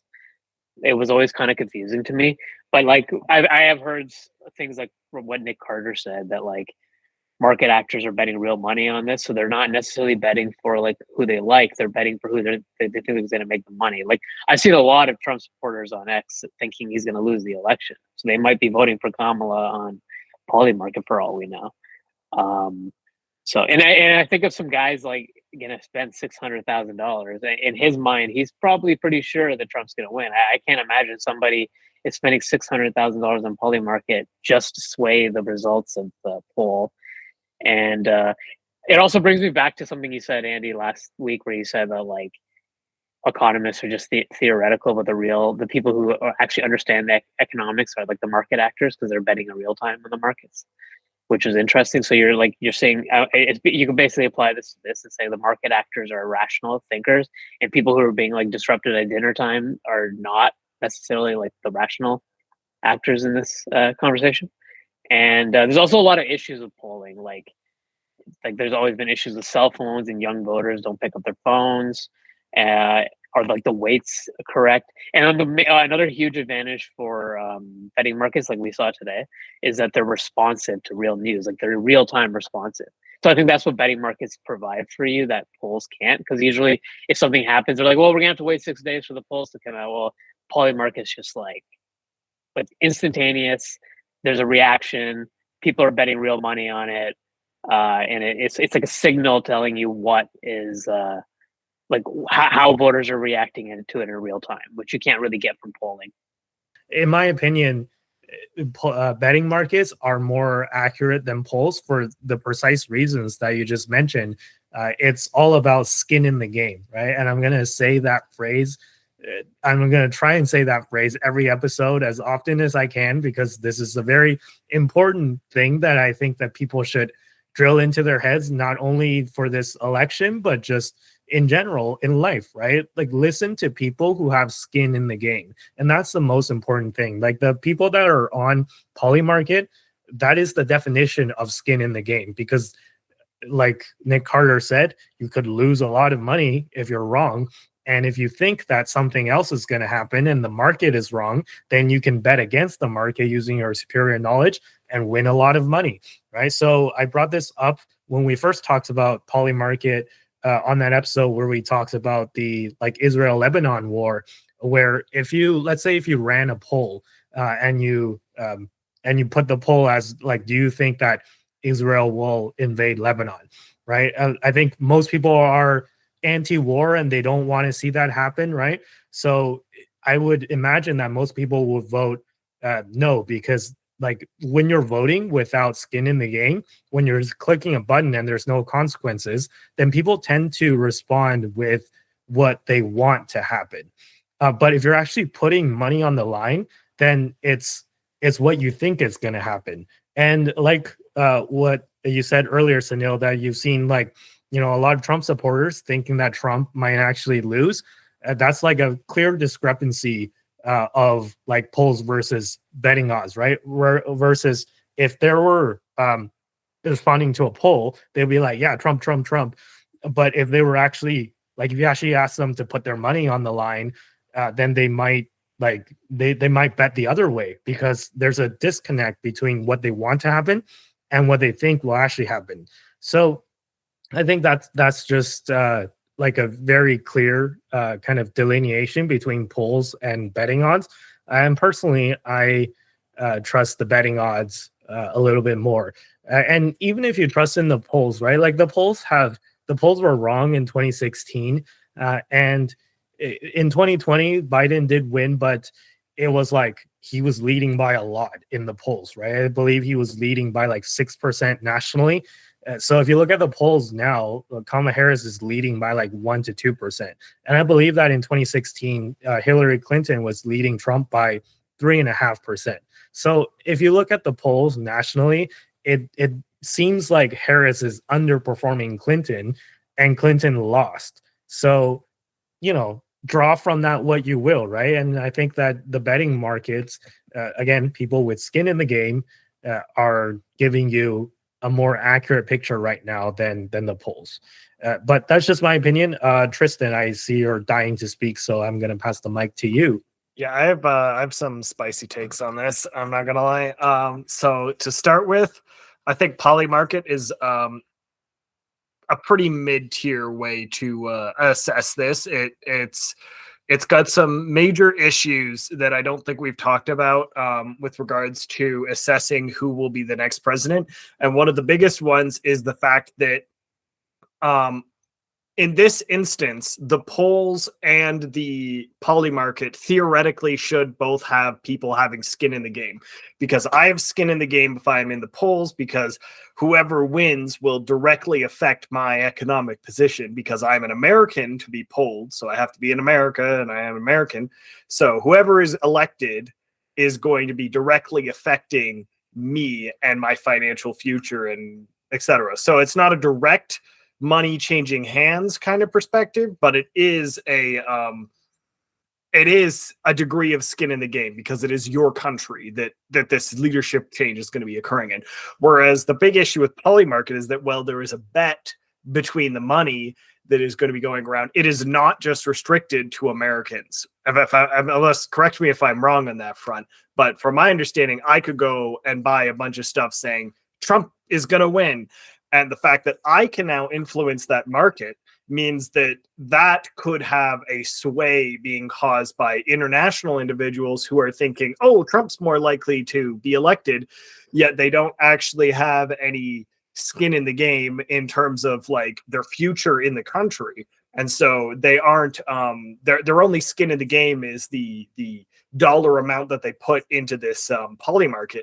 So on that front, there is also going to be a divergence from reality, because there's going to be people who are running into this with a perception based on social media and based on their assessment of American politics that is going to be playing into how they make this bet that is not going to be the same as reality.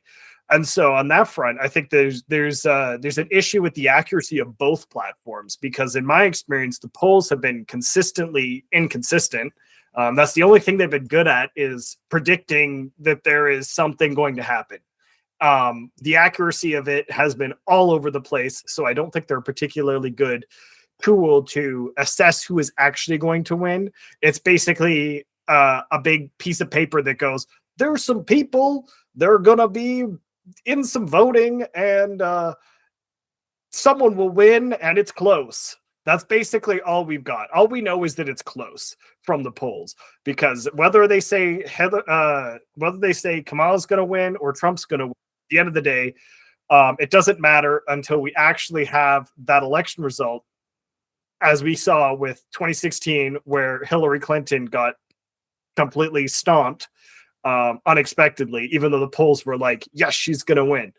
And then the Polymarket side, again, a lot because of the international factor, there's going to be a lot of people who don't have any real skin in the game in terms of like being able to vote in the election anyway, that makes their votes going to be different from reality.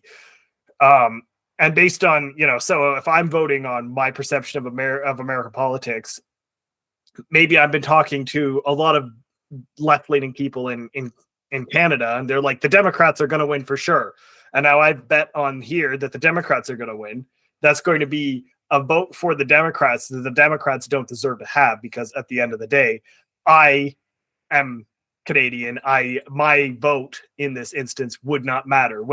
If everyone in Canada voted for the Democrats on this Polymarket, it would change the score in the Polymarket, but it would not change the results of the election. So that's just what I wanted to dive into for some spiciness. No, you know what? I don't disagree with you overall. I do agree with what you said about, both polls and Polymarket having advantages and disadvantages. But maybe just as a slight counter to what you said about like international people from like nothing's stopping international people from voting in Polymarket with their dollars, with their money. I think that could be an advantage as well, because sometimes when you're too close to the situation, you can't see it, right? It's like if you're having relationship problems, like, yes, it's your relationship, but maybe it's best to bring a third party in and ask a friend to like evaluate the situation. And maybe that friend who's outside of the relationship has a clearer view of what's going on, right? So I think that it could be a factor as well with the presidential election, where I would imagine that a lot of the people that are actually willing to bet on the election are high information people, right? Like they understand how the American political system works, and they understand like the electoral college and like which states, which person needs to win in order to have a higher chance of winning the whole thing. Whereas I don't think like there's a decent amount of Americans who like don't understand their own political system, right? And I would imagine that like Polymarket is kind of sucking in the like high information people that actually understand the American system to a high degree. So I think that could be a factor as well. And I understand what you said about like, the betting markets are like reaching a certain demographic, but I can say the same thing about polls, right? Like not everybody picks up the phone and like, personally, I know I'm Canadian, but I've never been asked to participate in a Canadian poll either, right? So obviously, if they were to run a poll in Canada, I would not be part of the sample size because like I just don't pick up phone calls from numbers I don't recognize, right? So there's pros and cons to each, but I don't know. Personally, I still lean more towards believing Polymarket a little bit more than polls, because like you said as well, Tristan, like polls have been consistently inaccurate, at least in America, for the past, I don't know how long, like few elections at least, since Trump came into office in 2016. I don't know. I don't have any skin in the game in the debate between polls and Polymarket, but beyond that, I actually had the same question as Tristan about like what is the international nature of Polymarket, like how does that impact it? Like I think I asked you, Andy, the other day, is like, is this going to impact like what happens if non-Americans are voting? But then it's a question of like, is the wisdom of the American only crowd versus the wisdom of the international, like which one's better? I don't know. It's hard to say. And the last point I'll say is we actually have data from past elections. So for 2012, Obama, the polls were at more right. Both polls and betting markets said that it was going to be close, but Obama was going to win, and the polls were slightly more accurate. And the betting markets thought it was going to be like closer to 50-50, even though they were betting on Obama. And then in 2016, the betting markets were more accurate. And in 2020, betting markets and polls both showed Hillary winning. Betting markets were much closer to 50-50 though. So they were more accurate. And in 2020, the betting markets were more accurate. So the betting markets are starting to win. And there's so many factors. I don't know why. I just thought we should actually discuss which ones were more accurate in past elections. I think Trump does play a huge factor in this because he's such a abnormal candidate, if you want to use that word, but he's an unconventional candidate, right? So I think in a market where it's a generic Democrat versus a generic Republican, then the polls might be more accurate on that because, like, everything's kind of normal. But with Trump, I don't know if you've noticed this, but I was watching a podcast with Anthony Pompliano. So I don't know if you guys know who he is, but he's a pretty famous name in the crypto industry. And he has a podcast with his wife. And him and his wife were discussing just the election and how more and more people are so-called closeted Republicans, right? Like they actually agree more with what the Republicans are saying these days. Because again, like what we discussed with the Democrats moving so far to the left, but Anthony Pompliano and his wife, they live in New York City.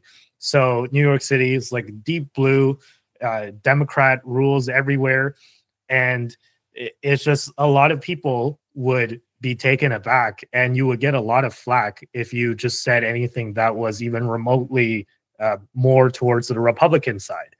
But in private, he was discussing, he didn't name any names, but he was saying that, friends and family who live around him have told him that they like Trump more and they're considering voting for Trump instead of Kamala, just because like when you get in that voting booth, this is exactly what he said. When you get that voting booth, people know which decision is going to benefit them more, like either financially or just society in general. They might not like to outwardly say it, but this is like when people get in the voting booth, they know what to do. So this is just one anecdotal evidence, I guess.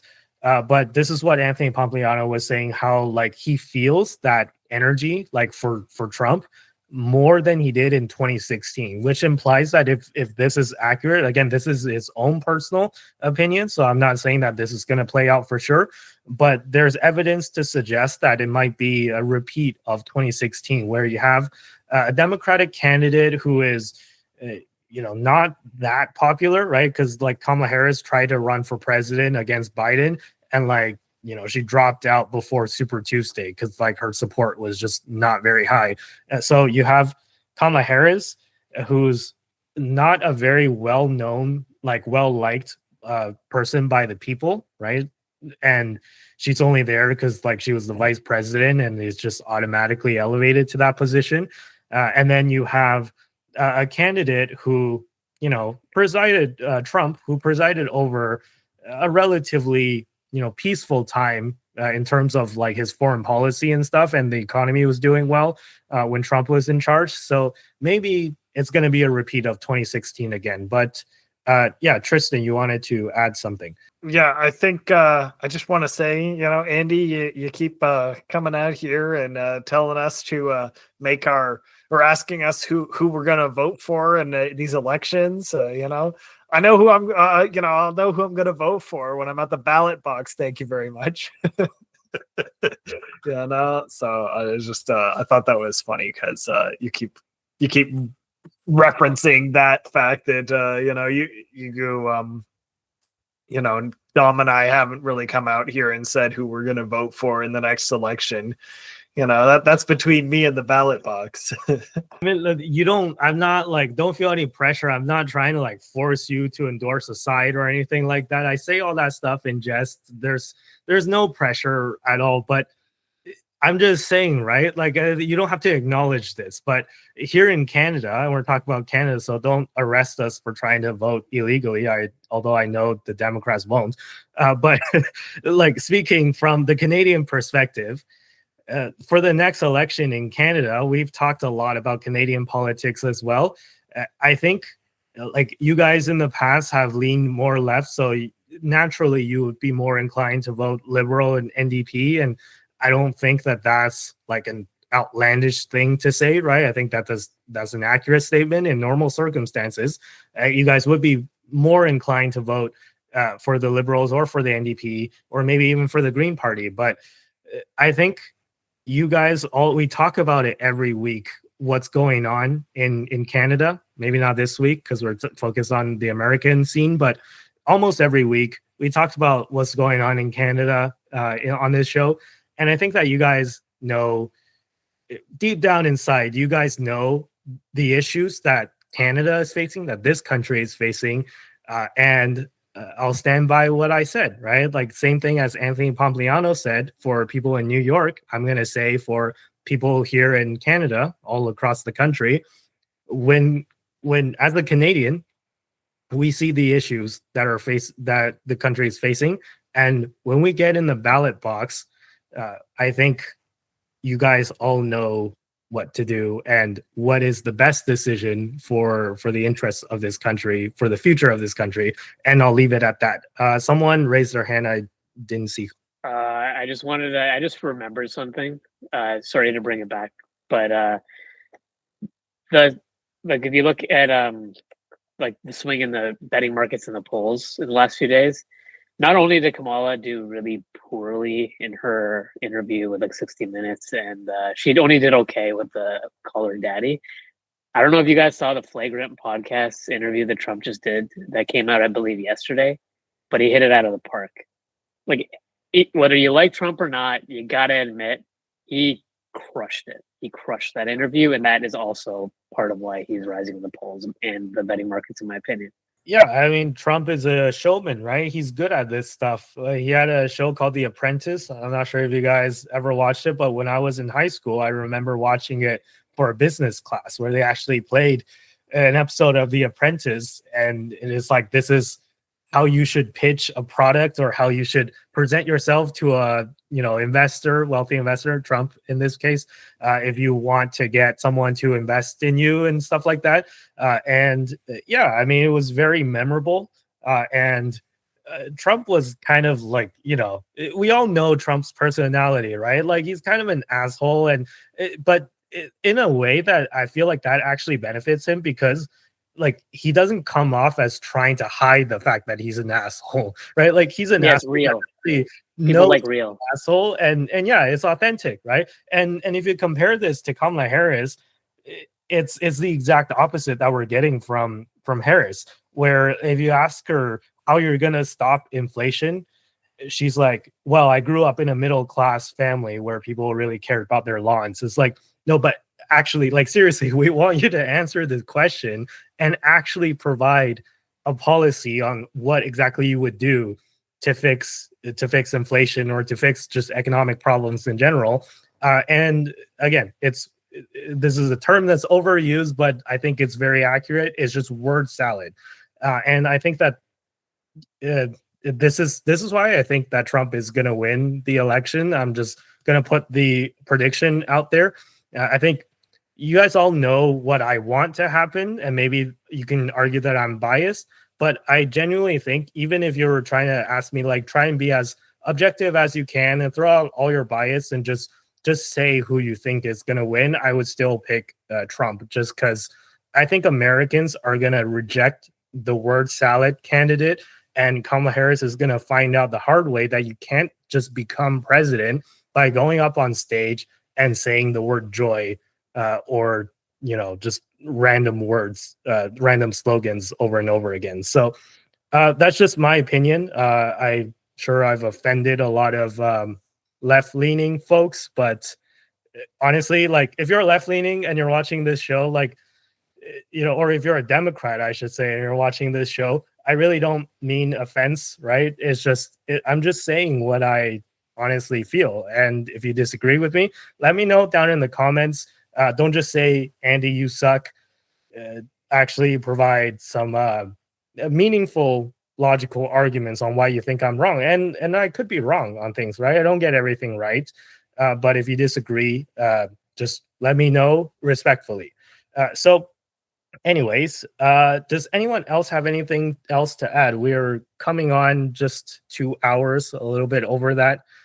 So if no one else has anything else to add, why don't we end the show here? Yeah, I'll pass it to you, Dom, then, for the outro. No worries. Yeah, so I hope you enjoyed this week's more political episode. I guess it must have caused a bunch of conversations for sure, and I'm sure that was entertaining. So with that being said, I hope you guys leave a like, comment, and subscribe to this channel, as well as our Clips channel, and peace. Red meat all day, every day. See you guys next time. It was great to be on again. It was a great conversation. I had a lot of fun. Thanks for watching. See you next time.